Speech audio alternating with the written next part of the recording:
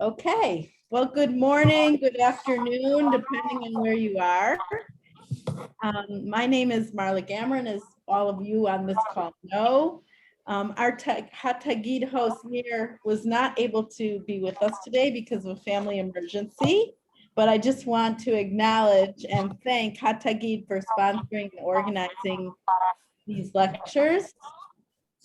Hatagid is an Israeli government-funded research center created through legislation as the Ethiopian Heritage Center of Israel.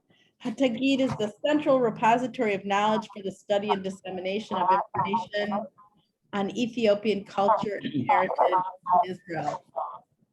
I'm having some kind of a echo. If everybody could please mute their I'm going to mute everybody, or please mute. If everybody could just please mute yourselves, that would be really helpful. And then I think that's improving our, we don't have the echo. So let me now turn over to just introducing our speaker. We're still having the echo. If everybody could please mute yourselves, that would be really helpful. Thank you. I just wanted to say that in planning for these lectures, Nir and I talked about a lot of angles of how we wanted to help present the Ethiopian Israeli community. And we thought it would be especially enlightening to focus on different perspectives of the experience through the personal stories of three people who represent different generations and experiences of Ethiopians in Israel. And for those of you, can you please mute? Please mute. Somebody is unmute. Please mute. Thank you. It was a particular interest to me that we heard not only from the generation of Ethiopian Israelis who made Aliyah themselves, whether as adults or children, but from the second generation of the Ethiopian community in Israel.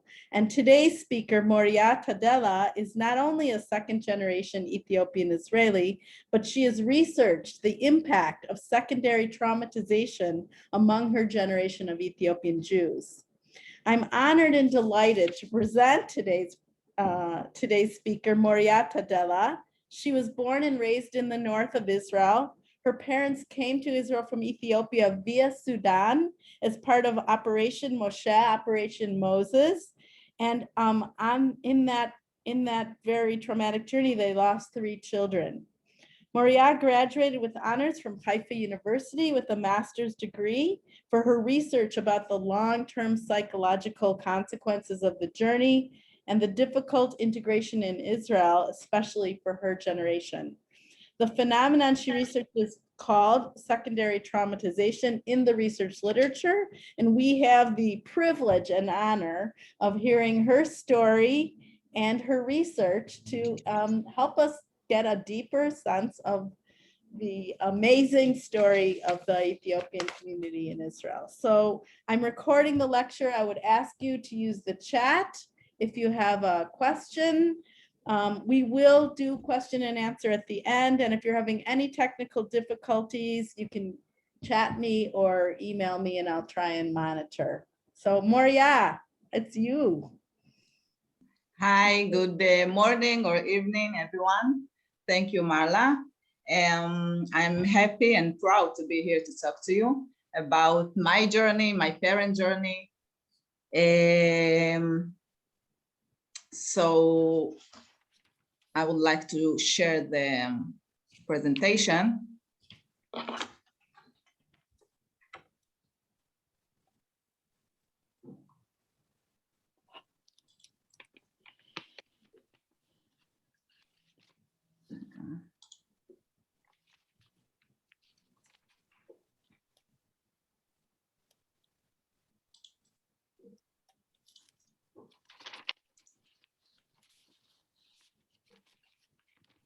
Everybody can see it?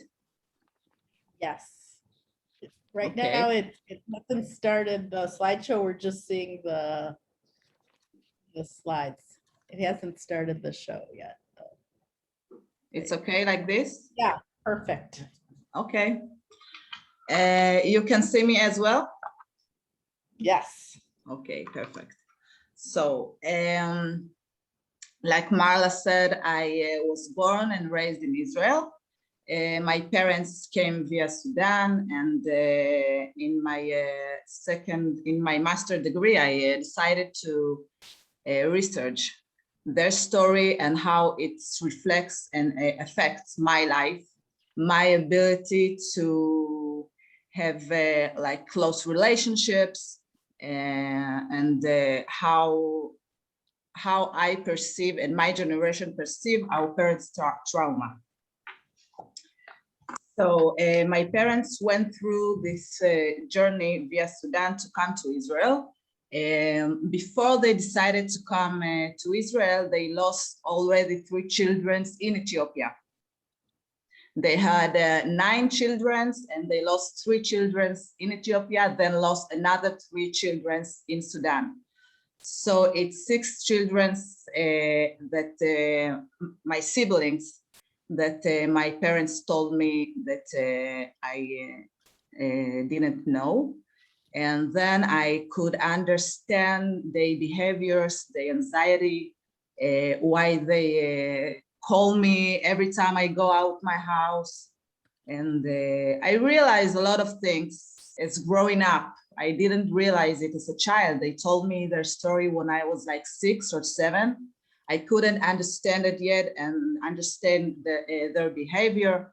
There were a lot of anger, a lot of frustration when I saw my parents didn't trust me or are never very happy.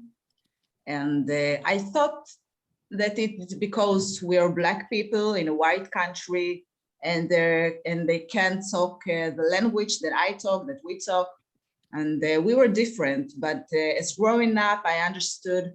Now as a mother, I absolutely understand, but then I could understood the anxiety, why they always asking me questions that it's like they didn't trust me. But after I grew up, I understand that they don't trust the world. They don't trust that if I go out my house, I will come back. And all this realization came as I grew up. And then when I started my bachelor degree, I chose to do it in the education faculty. Then I learned I learned about the parents that lost their children and post-traumatic syndromes and all these things that I could connect it to what I saw in my house. I could understand it. I could understand more what my parents are feeling. And then I decided to do the research. My parents come from a village called Ambovel. It's a village in Gondar area where Jewish people lived. My father worked like you can see in the picture. He worked outside the house. My mom was on the house having children. A patriarchal family, like all families in the village. And I remember one day my brother was telling me about the arriving in Israel. He told me they didn't even know what toilet is. Like they thought the toilet will suck them in. They were so traumatic arriving here in Israel and see so many people that are so different from them and seeing technology. And this picture can show us a little bit the life that they had there and the difference between the life there and the life they have here. So my research assumed that the generation of my parents not only have post-traumatic syndrome because of what they experienced during the Aliyah, but also the trauma of arriving here, that is a country so different of Ethiopia, and with people that they didn't even know exist. Like they didn't know there are white Jews. They didn't know what a car is. So many differences that can, a person is struggling to adapt to these changes. So as I said, the purpose of this talk is to discuss the story of the immigration of Ethiopian Jews and their harsh experiences following their arrival in Sudan. This is a part of an attempt to present the heroic story of Operation Moises to honor and commemorate its victims. Secondly, to discuss the finding on the long-term consequences experienced by the second generation to date, as it's shown in the research. This is some historical facts.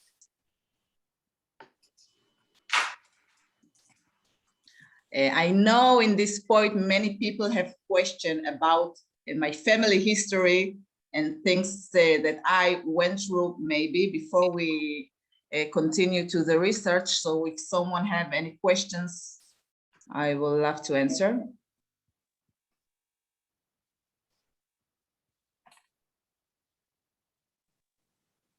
Marla? I don't have any questions yet. I think there will be questions as we move forward. And so Okay. might require you to go back in time to the beginning of the lecture, but I think it's okay to just to speak. Thank you. Okay. So in the early 1980s, after long years of exile, the Ethiopian community began immigrating to Israel through Sudan. The first mass exodus as part of Operation Moises was characterized by escape because of Ethiopia's political situation at the time.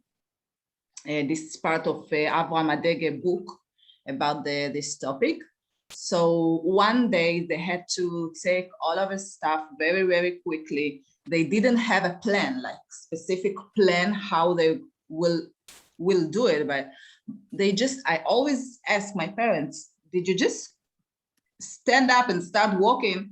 And they tell me, yes, we had the strong faith that God is with us. And there was a rumor in the village that it's been, a route is open to, and someone is waiting for them. Israeli people is waiting for them in Sudan.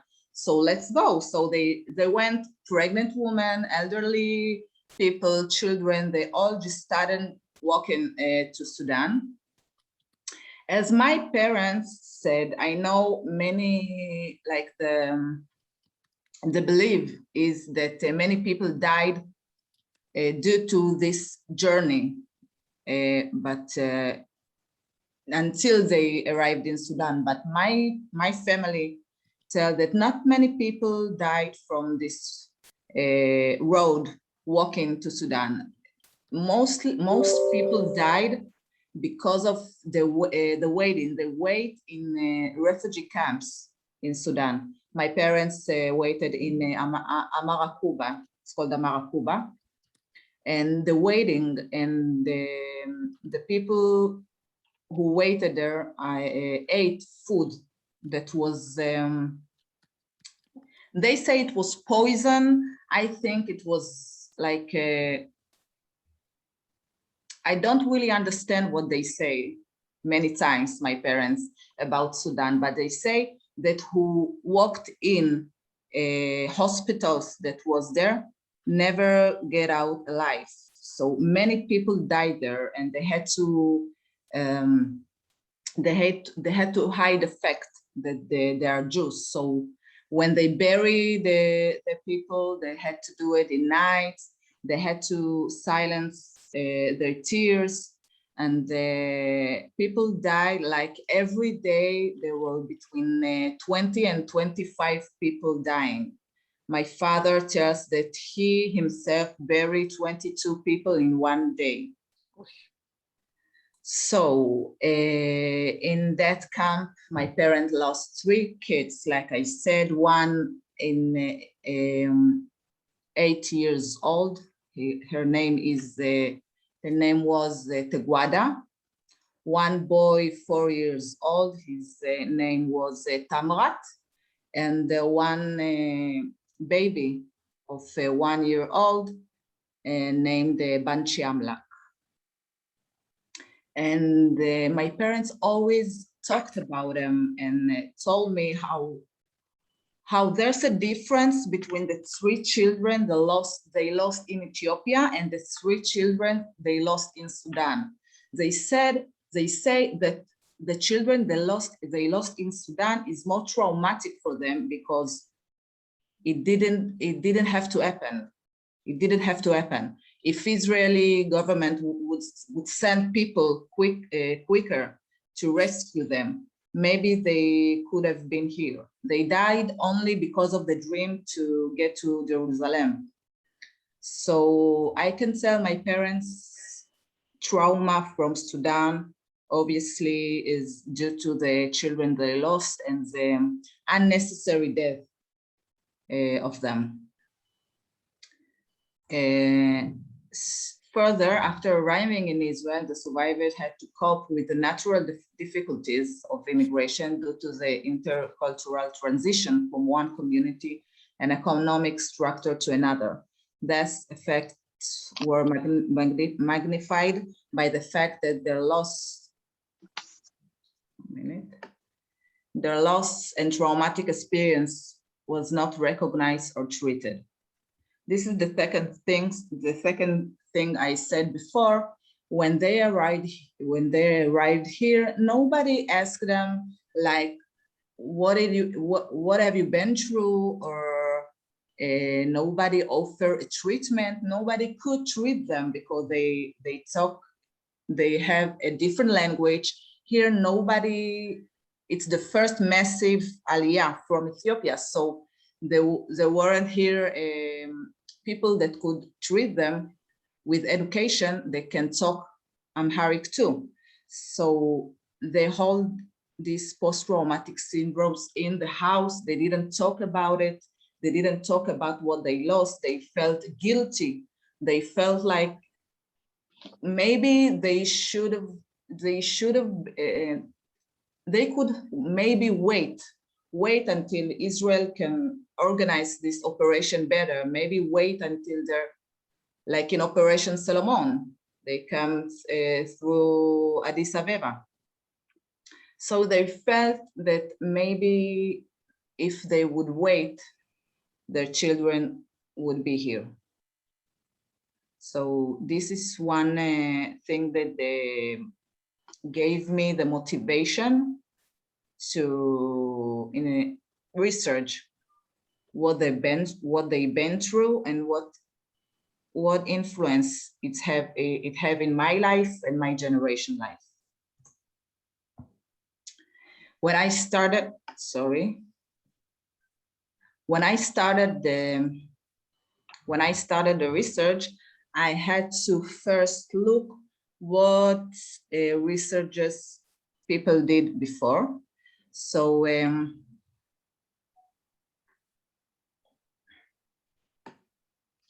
several studies have demonstrated the exposure of Ethiopian refugees to multiple traumatic experiences pre, peri, and post-migration.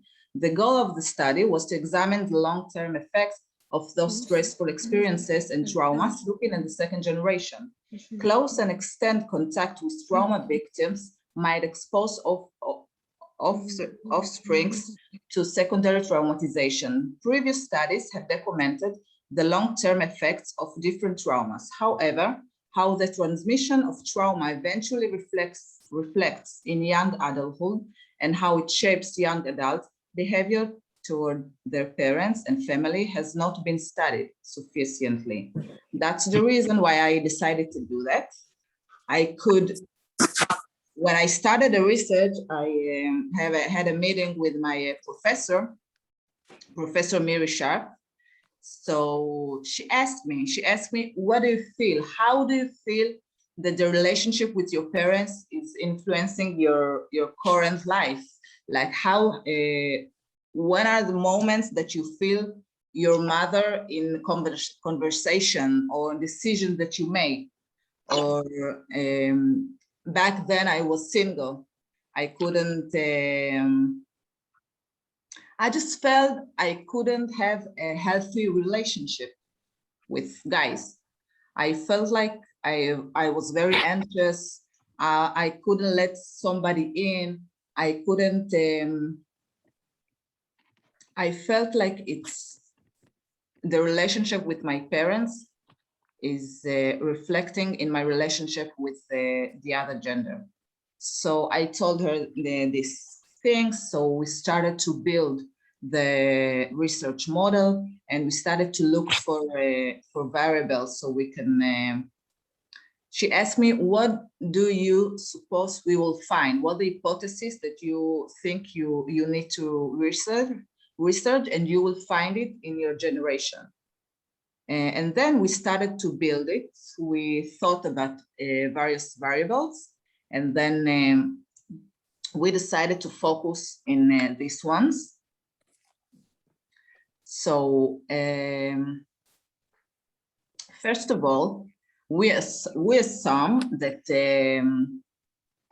our parents have a post-traumatic stress disorder. We find a few researches that indicate that they suffer from post-traumatic stress disorder. And then we learned that, like I said before, that even though you haven't been exposed to the traumatic incident, you still can suffer from the disorder.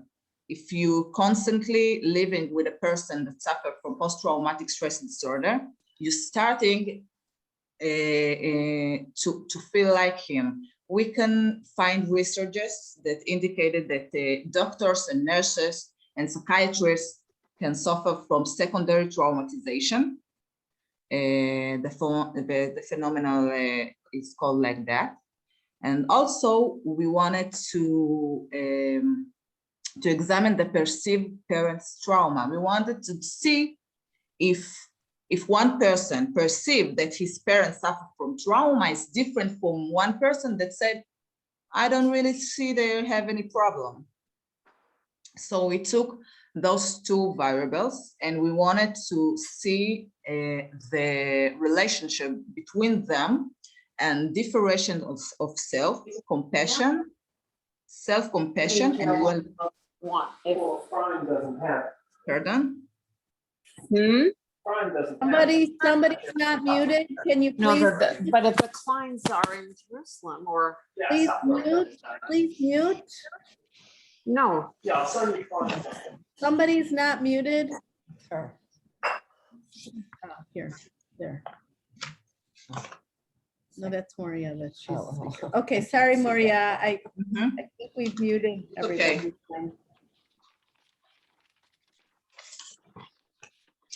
So we examine secondary traumatization and perceived parents' trauma and their association with differentiation of self, compassion, and well-being.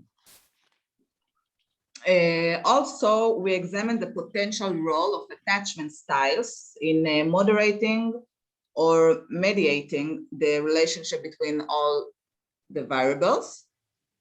I will explain each one of them in a while. We assume that attachment style, it's the way how one person connects with his mother or the caregiver.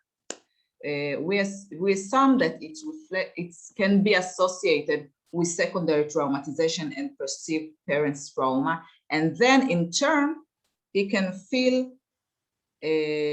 less compassion, less self-compassion. It can feel how it reflects on his well-being. So this is how we built this model. This is the hypothesis more clearly. And the findings. Before we talk about the findings, I want to explain a little bit about the variables. So, differentiation of self. In this variable, we chose to take one thing. It's called eye position. I felt like whatever I had to decide or whatever I had to, when I have to make a big decision, like where to go to university or who to date, or every big decision in my life, I had to consider what my parents will feel about it because of all they went through. So I told my professor that I felt that, and we searched for a variable that will show it.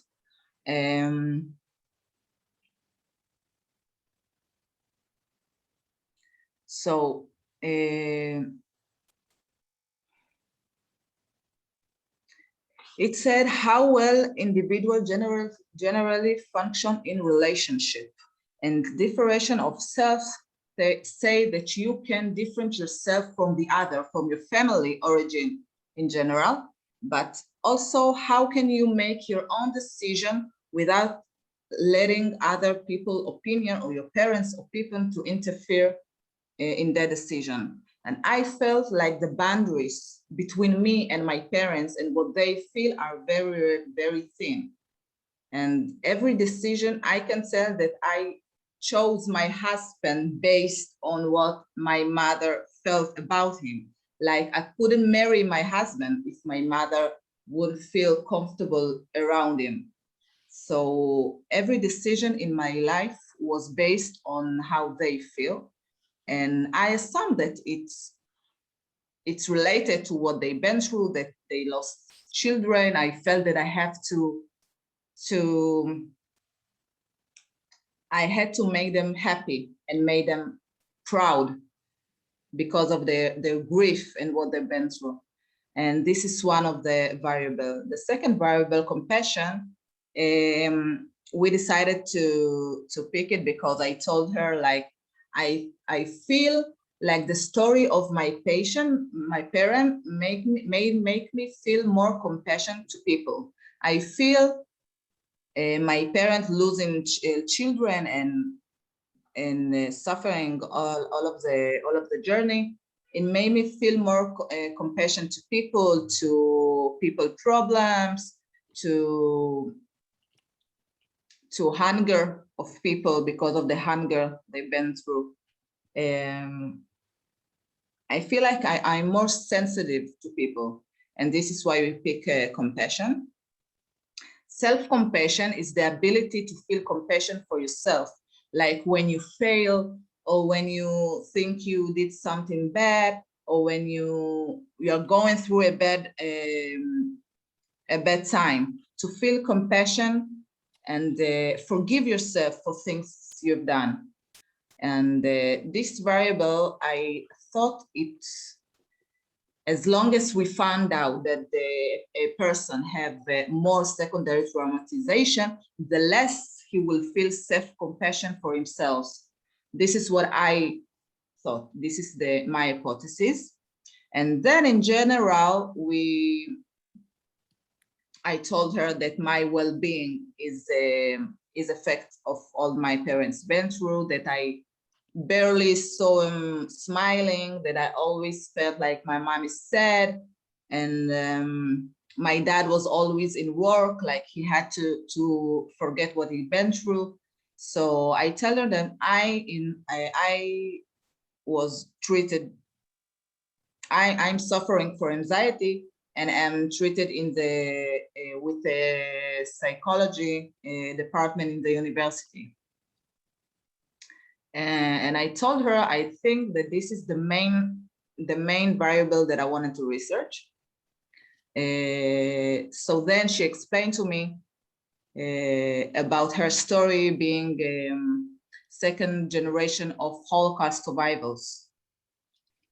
My professor, she told me her parents lost all of their family in Poland, and she hear me, and she know how I feel, and she know how it feels to grow up like this.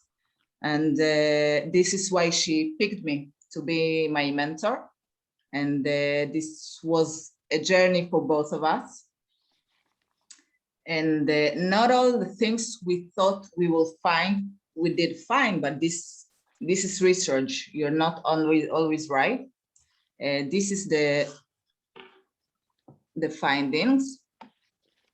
So as we hypothesized, secondary traumatization and perceived trauma of the parents was positively associated with insecure attachment pattern, anxiety, avoidance, and disorganization. These patterns, like I said before, when a baby grows up with a mother who suffers from unresolved grief or depression or anxiety, so the baby will be more anxious, or he will feel like he needs to avoid feelings, or he will develop it's called disorganization. When a person feel like he need you to be close to him, and in the same time he's pushing you away. This is disorganization. This is where I think I am. As we did the research in the other people, I checked myself, and I see that I have the tendency to want people to be close to me and want to feel loved and love them. But in the same time, I feel like if they come close, they can hurt me, or I just pull them away. So it was very interesting to see if my generation suffered from the same problem.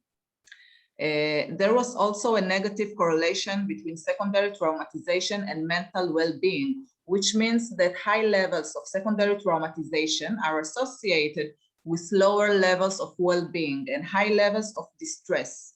However, the parents' perception of trauma was not associated with this variable. In addition, in contrast to the hypothesized, we didn't find a relationship between secondary traumatization and differentiation of self. The association between secondary traumatization and compassion was found to be very close. According to this estimate, secondary traumatization was associated with the perceived trauma of the parent and self-compassion. However, contrary to the estimate, a positive correlation was found between these variables. In other words, high levels of secondary traumatization, and when the parents are perceived as more traumatic, the self-compassion increases. It's contrary of what I thought, that because you are so busy all the time feeling compassion for other people and for your parents, so you wouldn't feel self-compassion. But I discovered the opposite. I discovered that despite all of that, people in my generation still feel self-compassion. It's a good thing.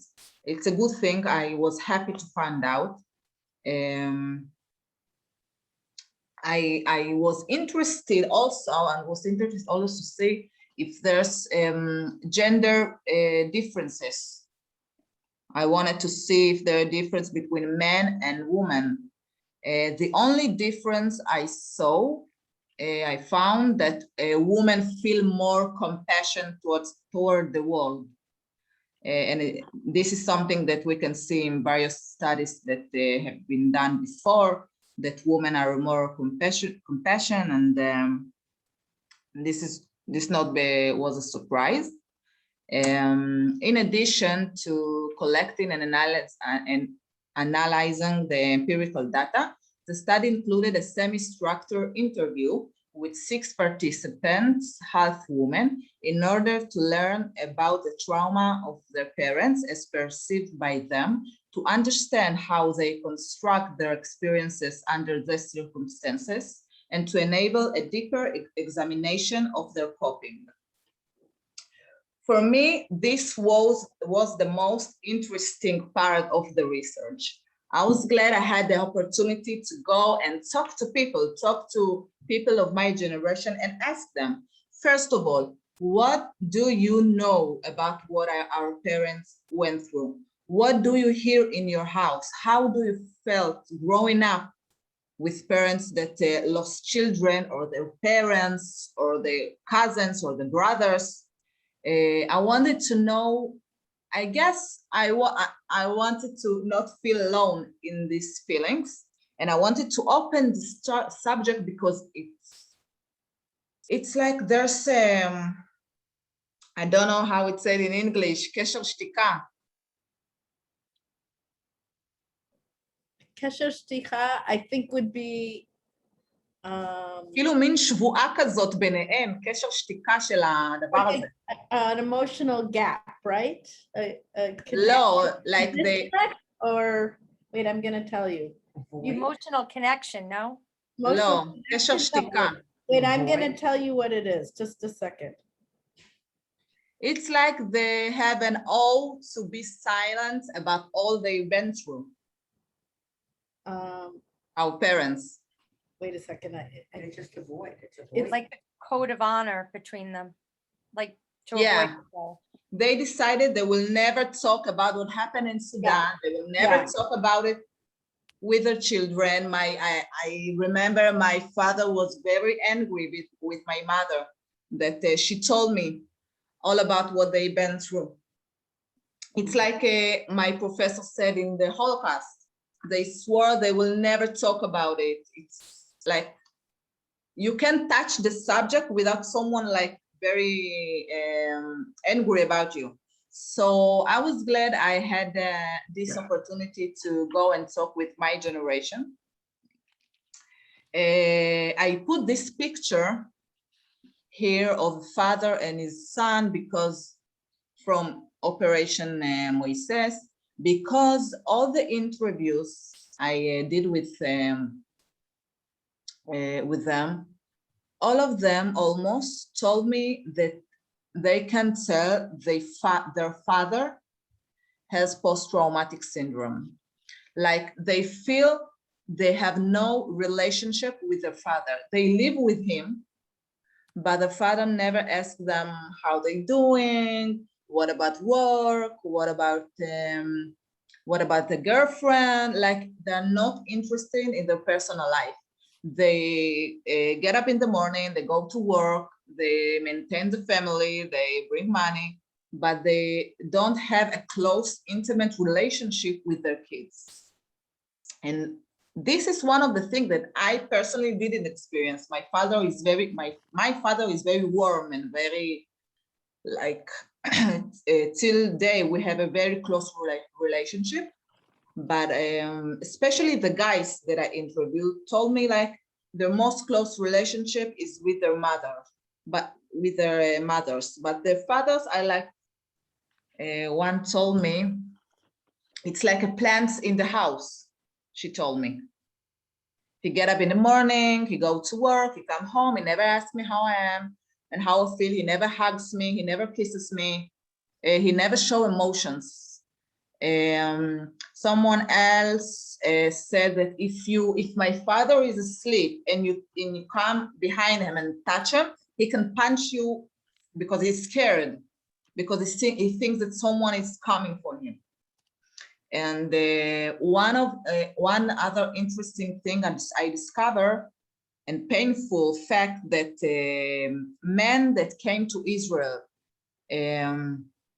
and weren't under the age of 35 was took to the army with a weapon. In the emotional state that they were, they suffer hunger and diseases, and they come here and immediately was sent to the army. This I didn't know it because my father came here, he was already 46, I think, so he didn't went. But my generation,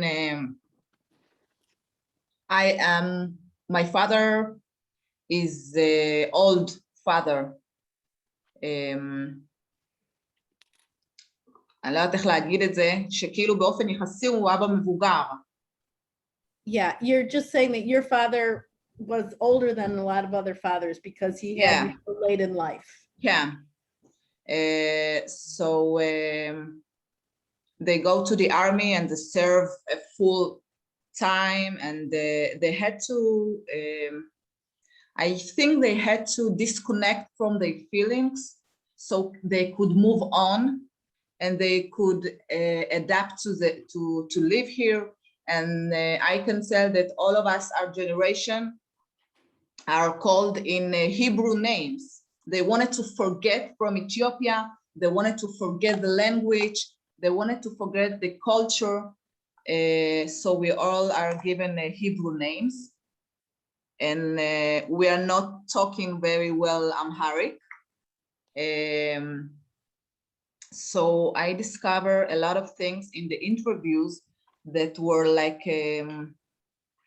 confirmation for me that it's not only me who went through this, that it's not only me that felt that my parents are always sad and there is no joy in our house.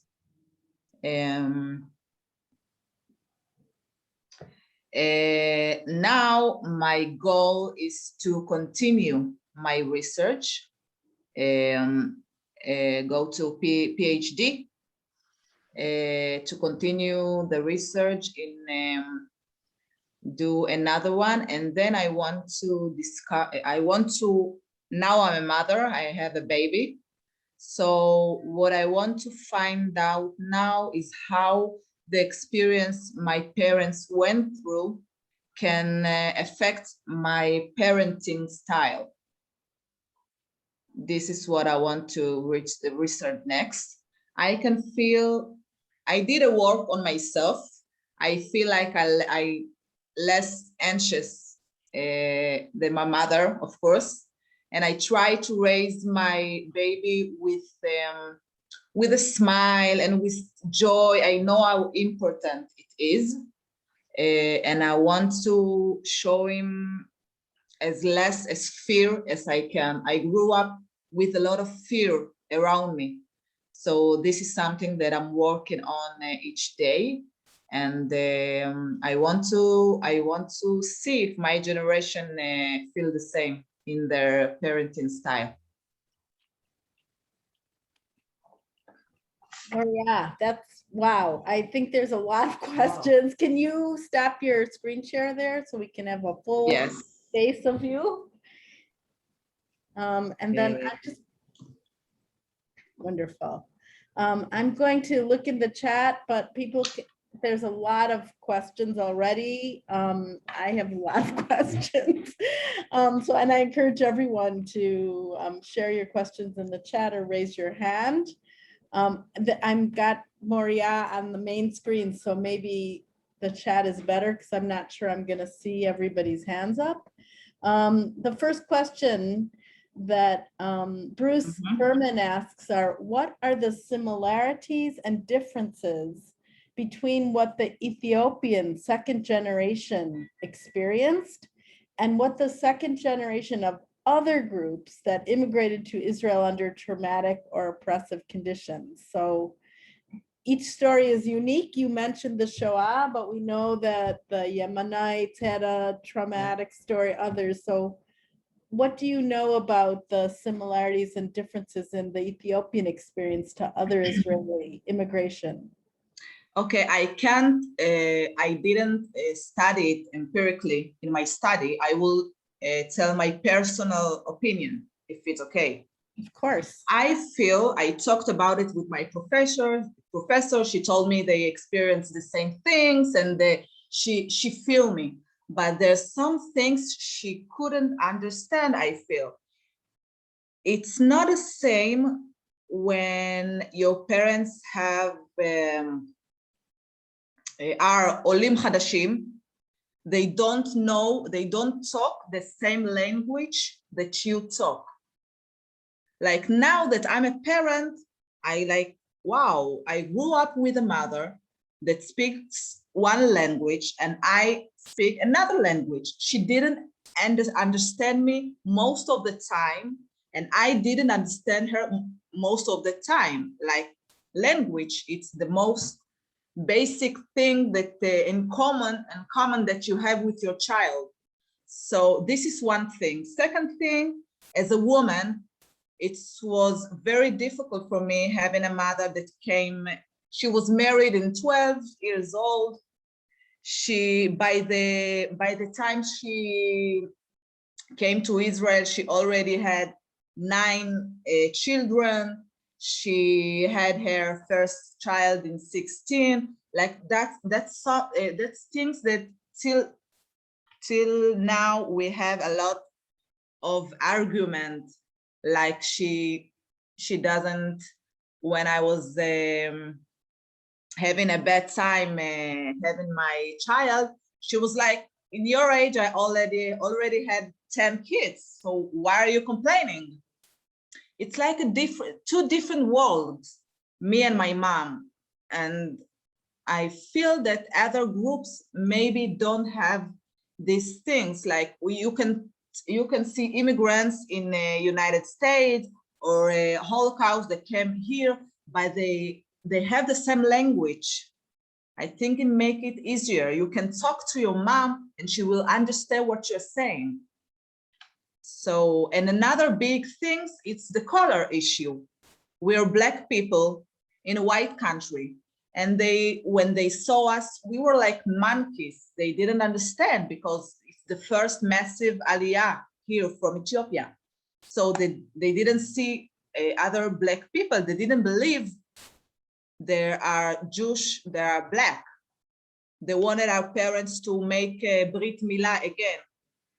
They wanted our parents to do Giur lechumra, it's called Giur lechumra. So my father tells me that they had this 3 days, they didn't eat, they sat in Jerusalem and they protested against the racism and why are the government want us to do Giur lechumra and why they don't believe we're Jewish. We went through all that we went through. And now that we are here, like my father tells me, I lost 3 children to be here. And now they don't even believe that I'm Jewish. So why I did all I did? Like, I think they were hurt the most because all the things that they went through here. So I think this is another big issue and difference. Very interesting. Sue Hunting asks, she's wondering if you see or observe your parents interacting differently with your child than they do or did with you. So like that, first generation to third generation. I can tell that I warned my mother to not be so anxious about my child. It didn't help. When I live like 800 meters from her. I live right 1 street from her. So when the pandemic started and we couldn't see the elderly people, she was like depressed and that she can't see my baby. And then when we was isolated because I was exposed to a sick person, she didn't sleep in night. She can pass like 3 days without sleeping because she's worrying about what's happened to me or my child. It's crazy. Still a struggle. Yeah. It sounds like she's trying. Harvey asks, have you given your own child a Hebrew name? No. No. I gave him, my parents gave him an Amharic name. And I didn't do it because I felt like when I was pregnant, one Ethiopian teenager was killed by the police here in Israel. So I felt like I have a boy, he's Black, he will look dangerous enough without having a weird name. Like I felt like I need to make him as Israeli as I can for his own sake. Interesting. Yeah. The next question that I wanted to ask is, do you have any experience or knowledge of how second generation Ethiopians in the army have been experienced by their have been influenced by their parents' experiences. Terry, Minin, Asset, like you mentioned, the first generation coming in immediately into the army and the trauma of that and the lack of preparation, and how has that, from what you know, either personally or through your research, how has the army experience been influenced by the parents' experience? I don't think there's an association between the experience. What I can tell in general about the statistics that a lot of Ethiopian young people go to the army. They are very they want to serve the country. It made them feel like they belong. And I went to the army myself, and I enjoyed a lot. My daughter went to the army last week, and this is something that I think make us feel like we belong to the society. So I'm going to ask a question, and while people put more in the chat, but it seems like the research that you've done is like the, as they say in English, the tip of the iceberg, the very, very first layer of a lot of work that's going to be important to do over time. You're obviously interested in doing more through pursuit of your PhD. I'm interested in how whether your work already is being used in some way in Israeli society. It's informing how government agencies or social workers or others are not yet. And what would you want to see? Not yet, because I had my child 1.5 years ago, so I was dedicated to him, and we had this pandemic, and now is when I start to talk about it, like I'm doing here. And I will start writing about it in science magazines and stuff. I'm willing to do it now. Fantastic. It seems like really, really important. Very important. Critical work, and so many more questions than even you were able to answer yet. Here's a question by my friend Stephanie, who's with me at my party. Thank you so much for your presentation. Were there any services offered to the immigrants from the Israeli government in not just by putting them in the army, but help with language, help with customs, help with culture? Was there anything available? There was an ulpan so they can study Hebrew, and there was a מרכזי קליטה, סוכנות היהודית, but they fell with it because those time when it was the 80s, there wasn't many people who can speak Hebrew and Amharic. Yeah. It was the first aliyah, so it was very difficult to teach them. All they needed to my parents don't speak Hebrew till now. So I think the government failed, but I don't think they have any other option. Like, they just don't have the staff to do it better. Did it improve in later years when more? I think it did. I can tell that my big brother, a firstborn, his name is Moria Tadela. He came from Sudan when he was 16. Now he's the head of the group sent to Gondar to bring new olim to Israel. So he personally is working with the Ethiopian immigrants that are coming now, and he's the manager of Merkaz Klita in Kiryat Gat. So he's doing both jobs. He's now 51, and he feels like it's his destiny. He had to do it. He went through hell, and he wanted other people to have like a smooth path to Israel.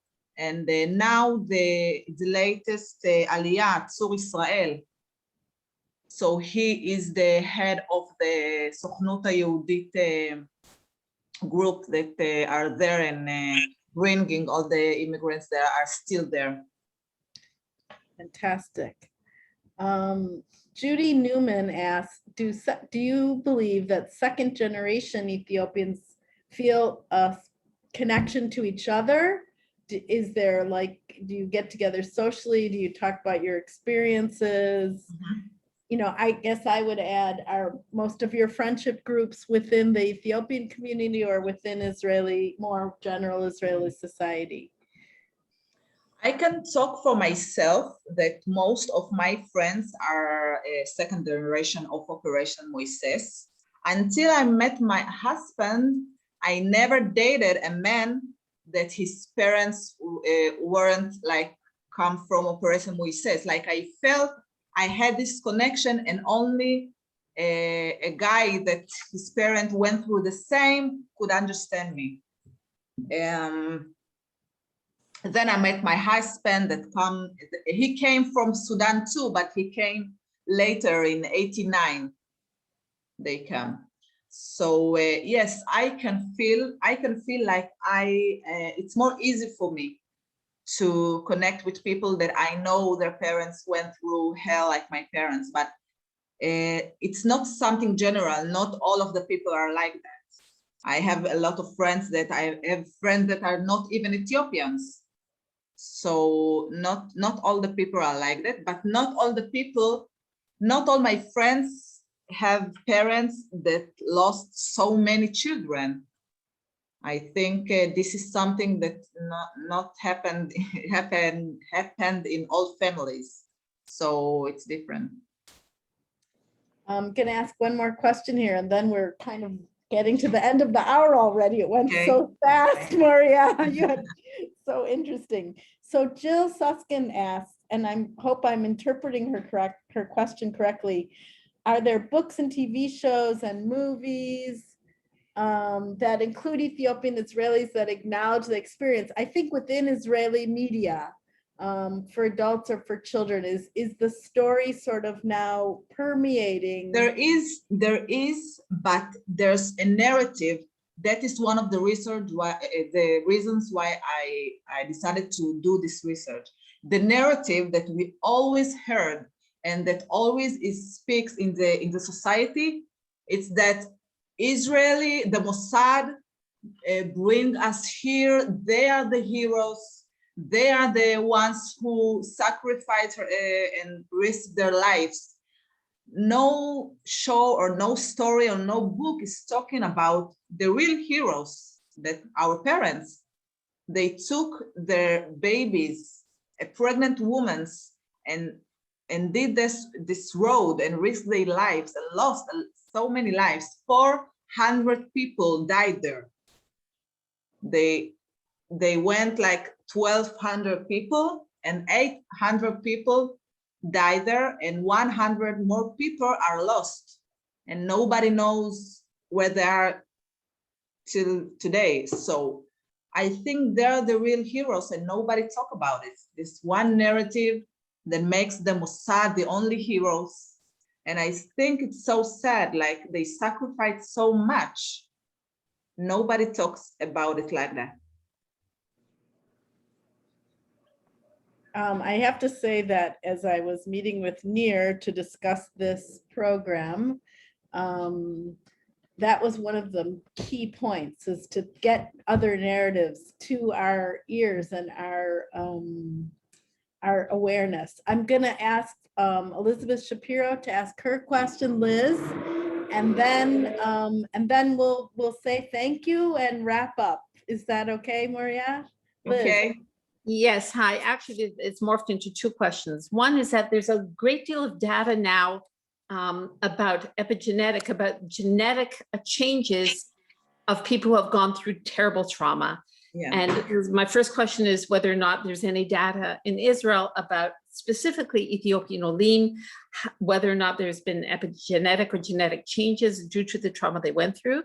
The second question, I was in a Merkaz Klita in Tveria during Operation Moses, and I was privileged to be there when 120 new neighbors arrived from Ethiopia who'd gone through precisely what your parents went through. I have stories and memories of that, of things that they told me. But I do recall that in the year, at least in the next 3 years after Operation Moses, the suicide rate of people who went through Operation Moses was alarmingly high, especially in the Galil, in Sfat, and in Tiberia. The number of people who had survived that terrible trek from Gondar and Tigray to Sudan, and then made it to Israel, the number of adults who became clinically depressed and committed suicide was alarmingly high. And I'm just curious to know, and curious is not the right word, whether that rate of depression and suicides has continued amongst those who have made Aliyah in subsequent operations to come to Israel. I will answer the both questions with the same answer. We don't know because we are not enough interesting for someone to look at us and examine this data. We are this small community of Black people that it's not, the public is not enough interesting, so someone will come and check if we have a genetic changes, or if we suicide more, or if we go to mental health care more. So I did the research because nobody did until I did it, because this is interesting for me. But I don't know someone out of the community that will be interested to research this topic. So the answer is no. Well, there's Moria, we could spend the day with you. It's so interesting. You've really opened our eyes, I think, to a whole nother perspective of what's happening in Israel with the Ethiopian community. And clearly your work, you have a huge future ahead of you. We are going to follow you. Thank you. What you're doing is obviously of critical importance. So thank you again. Everybody is writing in the chat. Thank you, thank you, thank you. And we thank you all so much for listening. And we'll stay in touch. Be well. Thank you. Bye-bye. Everyone. Bye-bye. Bye-bye. Thank you.